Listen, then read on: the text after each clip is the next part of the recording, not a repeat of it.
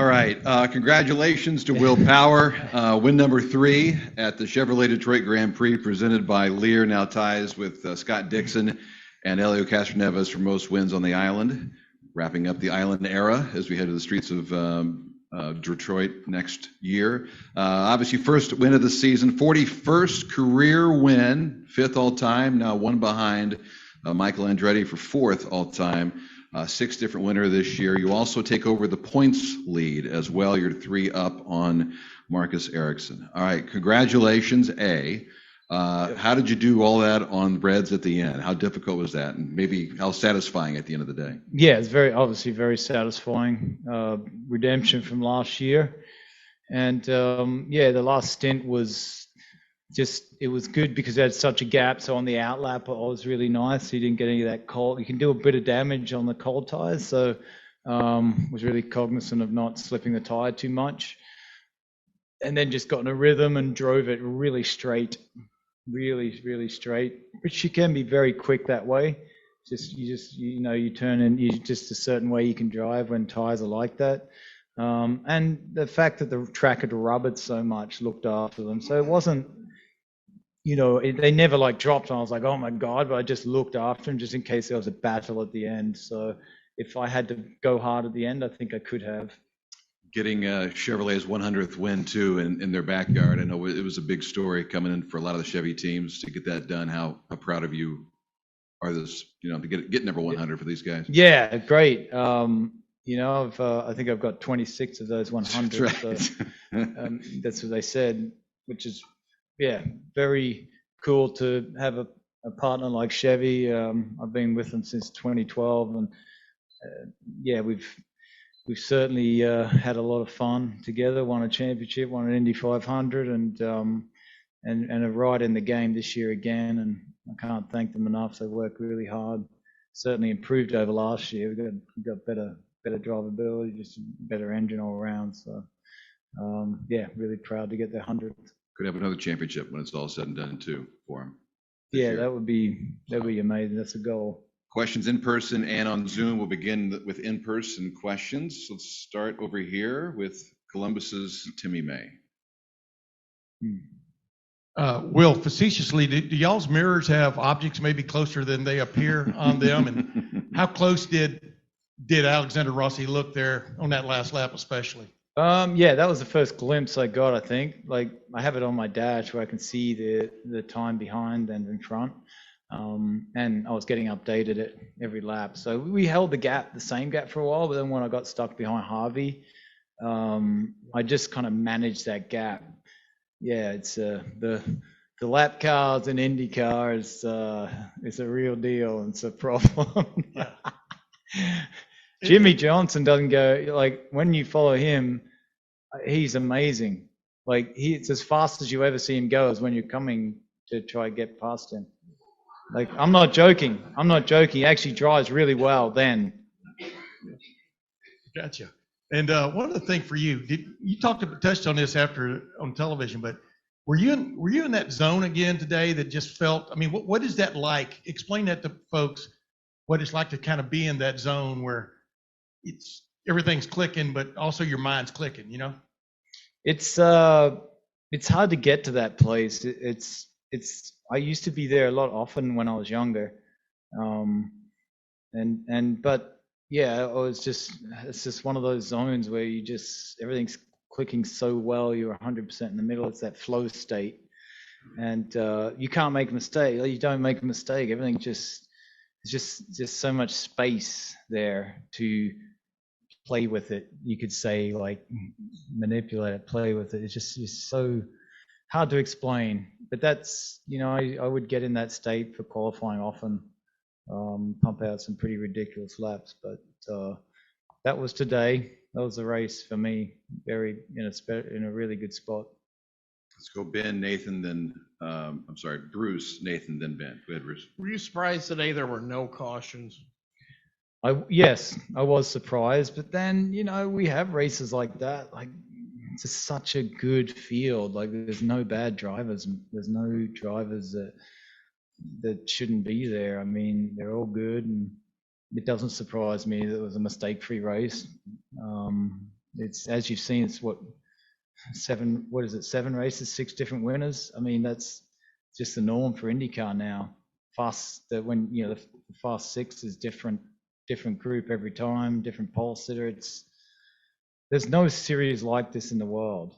Like, if you were to compare this to Formula One, it's, there's really 2 guys that are going to battle it out in Formula One right now, because you're comparing to the biggest series in the world. And in IndyCar, try guess who will win the next race, who will be on pole, or who will win this championship. Just try guess. You couldn't. It's impossible. I mean, there's so many good guys, and we need to get it out there. This product is so good. The racing's so good. It's so unpredictable. There's a different winner every week, and the racing is great. And also, if you could go into detail about what you did with the Reds, because there were some drivers out there started complaining about them going away after 2-3 laps. You were able to keep them on for 20. Yeah, no, we were aware of that. I think the fact that the track rubbered up is why we left it to the last stint. And, we had a good gap, so you could come out, you didn't have to battle someone on your outlap, and you could look after them and just, slowly get them up to temp without slipping them too much, and then drive the car real straight. So, yeah, I was very aware of all that. And then aware of the time behind. And when I kept keeping the same gap for quite a while, I was like, okay, I think we're pretty good here if nothing happens. Coming up on a group of cars was a bit of a worry, because you get the turbo on air and this car moves around more, so you slip the tire more. But as we got down to it, I never feel like I'm going to win until the very last, maybe 2 laps or something, because as you know, last year I was like, I think I'm going to win this. No, you're not. And there's been a few of them over the last couple of years of my career. So, until you cross the checker, until you get that, you're not home. Go ahead, Nathan. Will, you mentioned post-race about, I don't know if it was a mental shift or just how you're maybe approaching races or race weekends differently. Can you go into detail on, either whether you've done something differently behind the scenes, or maybe the different place that you feel like you're in this year compared to the last couple?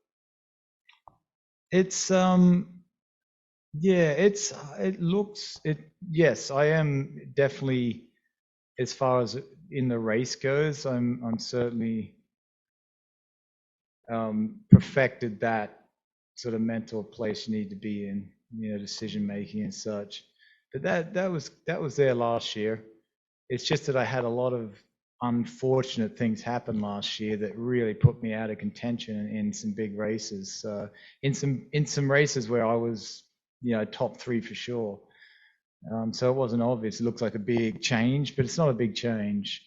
I'm just, I've had years of this. I'm so experienced at it, so I know it so well. I understand the game so well, and that's, I'm just, executing as you should at my experience level. You're just you're getting everything right, like all the details.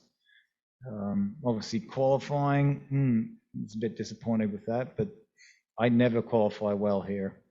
It's the same. I was 19th last year, so I race well. But yeah. And you mentioned at the end of the race that you feel like you're racing maybe the best that you ever have in your career. Is that a lot just due to that, refining and honing that mental approach, or how do you feel like you're maybe different than you even were in 2014 when you won a championship? I think when I used to qualify and pole very often and start at the very front very often, you're not racing in the pack very often. So racing, now, rarely am I right at the front for qualifying, sometimes, but no one's consistently at the front anymore. It's just too tough. So you're racing around other cars. So you get very good at that too. You get very good at restarts. You get good at judging where you should be. I mean, that's just that's something I missed out early in my career because I was so fast. I was always at the front. I was always leading. I was always it's very obviously fast, but Yeah, IndyCar rules as they are rewards at often qualifying badly. You know, and it's no joke. It does. Like you can really go off the guys in front of you. That's not always the case, but it's the beauty of IndyCar is you can come from 16th and win. You can come from 19th at Barber and finish. Did I get on the podium there? Fourth, Fifth, I think. Or fourth, fifth, fourth, fourth, yeah. I think. So yeah, it's actually having a lot of fun doing that. Yeah. I was gonna say, do you feel like in driving maybe the best you have in your career, having this experience that you have in your back pocket, do you feel like you're having the most fun you've ever had at this in your career? I'm not disappointed with bad results anymore. It is what it is. That's one thing that has changed with me because I really don't care and I don't have to put anything more up on the board. I could stop right now. I don't have to. So I haven't got that pressure. I just don't care anymore. I'm just enjoying it. I do care. I massively care about my craft. I want to do it absolutely properly, but I don't care for a bad result because it is a part of the game. And that's one thing that has changed in me is I've learned that it's not like, oh, that's not fair. It's like, yeah, it is. That's life. And like, I'm actually extremely lucky to be doing what I'm doing. Just extremely lucky. Just fortunate that I'm in this position, like to race cars and get paid for it. It's insane, like, compared to what I could be doing. And it's can always be worse no matter what, like it just can. So just lucky. Hi, well, congratulations on the win today. Yeah, thank you. How physical was the event this afternoon? It wasn't physical for me. I was just fine. Yeah, I didn't find it physical at all. And in terms of like the continuity that you guys have going in for the rest of the season, you guys have been really competitive this year. How much confidence does that give you going into Road America and beyond for the rest of the season? It's different every weekend, but we have been really strong at pretty much everywhere except Indy this year. So, yep. I think I think the engine's really good. I think the team is good. It has been. I think everything's, just flowing nicely for us now. And we want to be competitive for the rest of the year. We want to be in the championship hunt. So that's the goal. Well, congratulations. Thank you. This attitude you have about maybe not finishing well, not caring, does any of that play into being a dad? I mean, it was great to see Bo, your brother here, and obviously Liz helping celebrate with you today. Honestly, I just think it's just getting older. You're not going to be around for, once you've been on this earth for 40 years, you're like, well, that went pretty quick. So the next 20 of feeling like being able to do stuff is going to go real fast. So who cares? Enjoy it. Enjoy it. That's it. All right, there you go. Lewis, or I'm sorry, where's Yeah. the phone? Chris, go That's ahead. right. It just gets faster and faster. It's ridiculously years. I couldn't even remember my last win last year. I couldn't even. Someone asked me what was the last win. I couldn't remember. It's just. Hey, I'm telling you, being a dad is part of that, though. Yeah. Oh, yeah. Some Absolutely. minutes, When yeah. you have a kid, it's Oh, just it's life. Yeah. best thing ever. I want 4 of them. My wife doesn't. So, All right. I love it, man. That's a whole nother press. But she conference. does the hard yards. I don't really do the hard yards. I just get to enjoy the kid. Chris, Well, after the start of the season that you had with the 3rd and 4th place finishes back here, 15th at Indy with being double points, how important was it to get back up with the championship standings, Yeah. being in first here after what happened at Indy? I was really happy in Indy to finish 15th, just starting how I did and like just falling back to 30th. And I just said in my head, just keep digging. Every point matters. That's sort of been kind of what I've been doing. Like every point matters. So when I finished 15th, I'm like, that's not bad. Like a couple of the legit championship contenders had bad days. So, we're still in it. We were only 24 behind after that. So I was, bad day. If I had a good day there, we'd be looking real good. But it's just, you're going to have that all year. It's, these ups and downs. And, the straighter you can keep that line, the better it is. Coming up to Road America, you've had wins there, a couple of other podiums and top 5s. How happy are you that that's the next venue that IndyCar is heading to in a week's time? I'm looking forward to it. I'm looking forward to a bunch of these races coming up. doesn't mean you're going to have a good day, but yeah, know the track, know all the tracks, and yeah, going to do all the work necessary to be competitive. Going through the field like you did in the first part, you were one of only, I think, 9 drivers to start on the black tires. How much fun was it just, being able to go around everyone that were on the reds in front of you? Yeah, that was very fun. I have to thank my engineer. He did a great job. He put a setup on that was all him. He just thought, it was all his setup, and I thought it was. And in warm up, I said, yeah, I think this thing's real good. And I was very focused on getting all the guys on blacks, which were just 2. I wanted to get Kirkwood, and I got Dixon. And after that, you just, picked them off and got to Newgarden. And I was like, oh, we're actually in the lead here. And then just, let's go. Took off. Were you ever worried about having a repeat of what happened with Joseph when he got passed, after a late yellow? And that was a possibility, and that was the risk we took. We started 16th, so if that was happening, I was going to be, happy to hang on to a top 5 or something, get good points, but didn't get the yellow. Looked after the reds, and it paid off. So it was a risk worth taking. Question over here on the right. Go ahead. Hey, Will. Sarah Yeah. with Detroit City TV. Yeah. Just want to say congratulations. Now, coming from the Indy 500, where you said that, you didn't do it like exactly where you wanted to go, but coming into this one, your whole goal was to get in that fountain.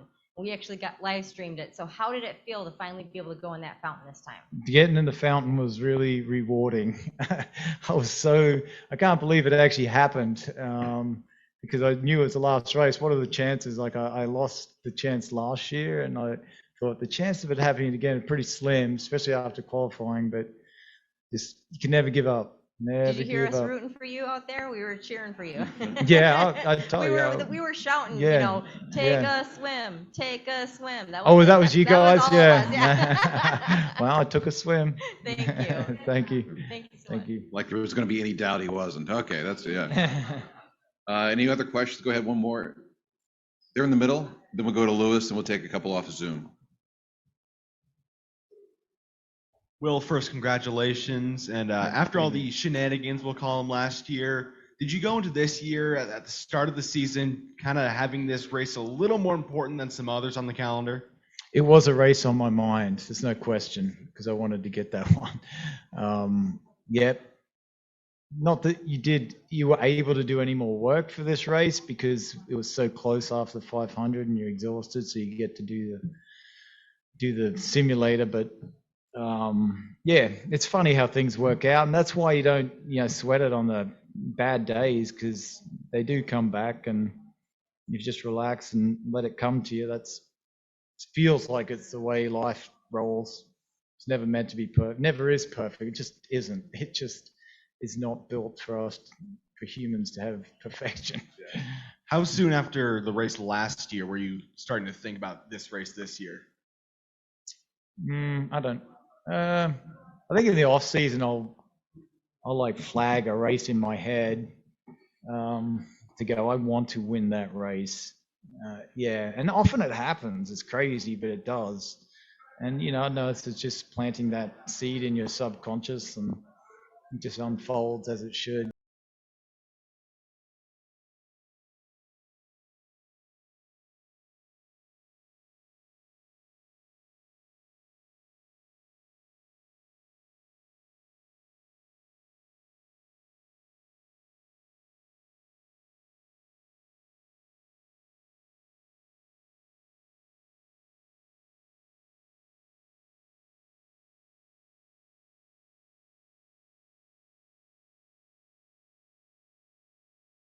But yeah.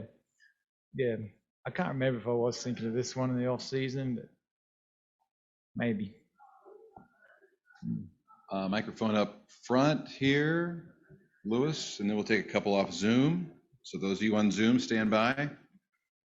Well, earlier you talked about turbulence passing cars. Yeah.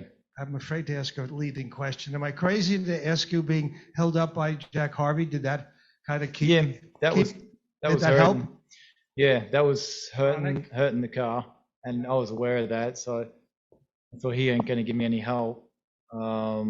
But I knew I could get Ferrucci to help me out. He was pretty good at the beginning of the race. So Ferrucci backed off, which opened it up for Harvey a little bit to pull the gap. So I was thinking if I can get, Santino to let Jack go, let us both go, he's going to take off and give me a bit more of an air gap. And that actually happened.